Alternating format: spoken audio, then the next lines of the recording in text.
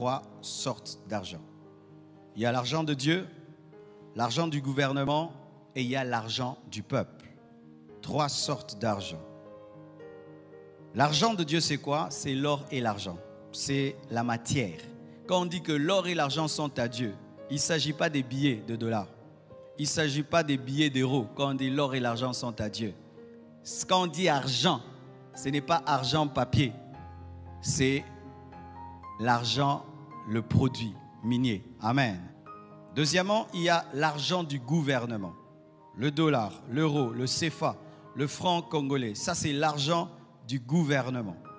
Dans Matthieu 22, versets 17 à 21, la Bible dit: « Dis-nous donc ce qu'il t'en semble. Est-il permis ou non de payer le tribut à César ?»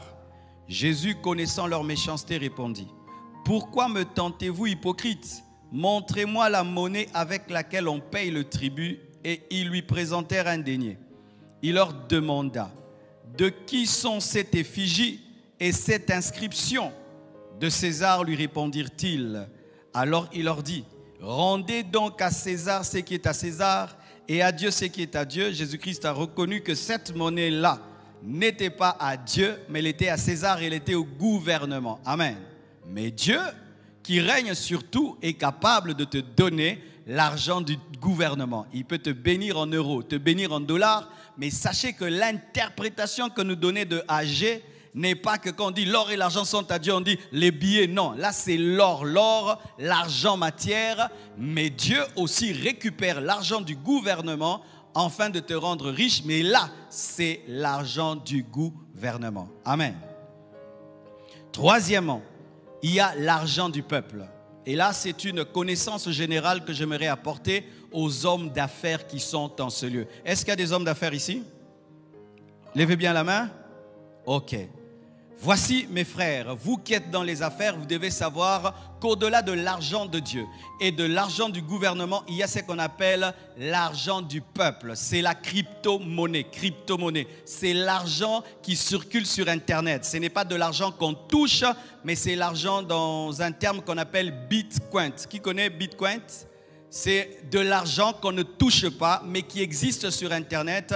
Et je crois avec mes récentes études, un Bitcoin coûte au moins 2000 à 3000 euros. Et il y a des gens qui gardent leur argent maintenant sur Internet parce qu'ils ont fait des études du monde actuel et ils ont vu que dans les temps qui viennent, il se pourrait que l'argent en papier disparaisse et que les transactions maintenant se passent par Bitcoin ou même par d'autres monnaies Internet, parce que vous devez savoir qu'aujourd'hui, il y a la monnaie sur Internet qui n'est pas le franc, qui n'est pas le dollar, et des gens qui ont vu le futur du monde sont en train déjà d'entrer dans un processus de préparer leurs affaires en transférant tout en Bitcoin. Et je lis la Bible et j'ai trouvé la crypto-monnaie. La crypto-monnaie dans Apocalypse 13, versets 16 à 18.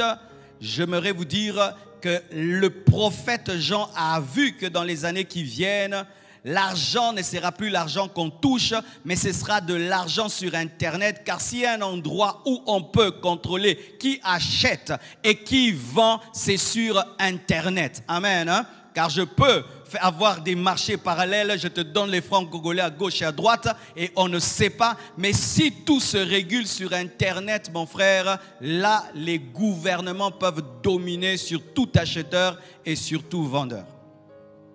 La Bible dit dans Apocalypse 13, versets 16 à 18, « Et elle fit que tous, petits et grands, riches et pauvres, libres et esclaves, reçussent une marque sur leur main droite ou sur leur front, et que personne ne put acheter ni vendre sans avoir la marque. » Et c'est dans le domaine de l'Internet qu'on parle de plus en plus de marques et de codes. Amen.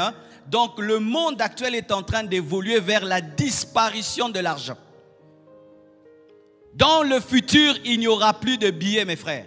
Dans le futur, il n'y aura plus des pièces, mais l'argent sera virtuel mais réel. C'est pourquoi, si tu es un homme d'affaires, en attendant que Jésus-Christ revienne, tu dois positionner tes affaires sur le plan informatique.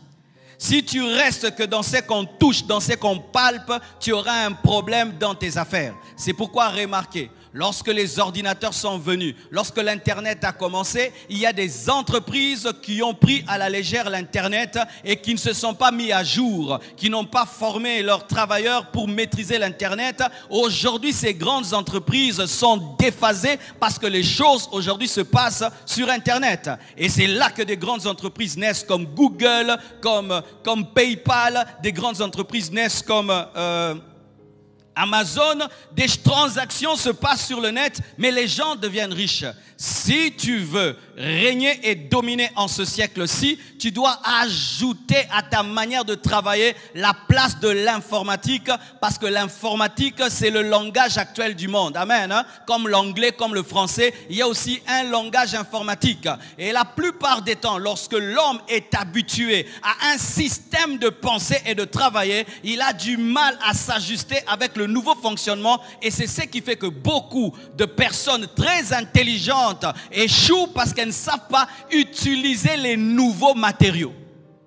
Amen. Hein?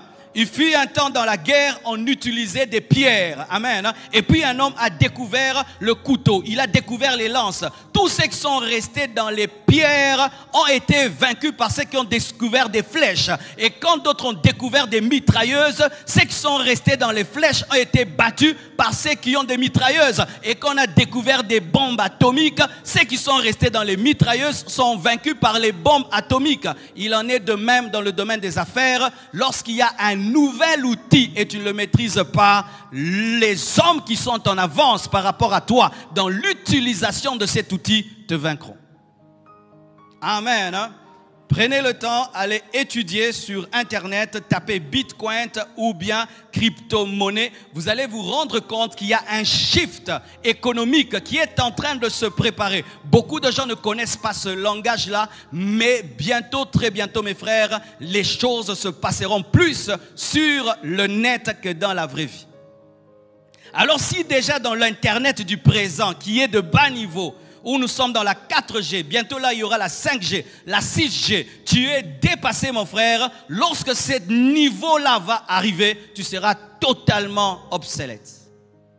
Et je vous assure, le domaine de la technologie ne pardonne pas. Vous voyez, quand l'Internet est venu, beaucoup d'églises ont négligé l'Internet. Pourquoi? C'était avoir une chaîne de télé et une chaîne de radio. Quand un pasteur a une chaîne de télé, une chaîne de radio, il trouvait qu'il a de l'impact. Mais aujourd'hui, si tu as une chaîne de télé et tu as une chaîne de radio, mais tu n'es pas sur le net, tu n'as pas d'impact. Parce que ta chaîne de télé va émettre à Kinshasa, mais ne va pas sortir jusqu'à l'étranger. Mais celui qui a de l'impact sur Internet a plus d'impact dans le monde que celui qui a toute une chaîne de télé et de radio. Pourquoi? L'informatique a bouleversé les donnes.